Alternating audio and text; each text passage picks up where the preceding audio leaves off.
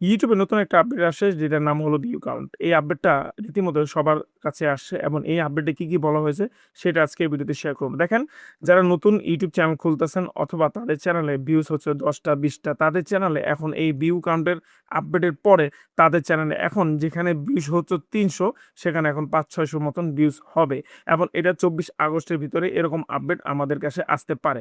এখন বিষয় হলো যে আমাদের ভিউজ বাড়লে কি আমাদের ইনকাম বাড়বে? আসল কথা এরকম না।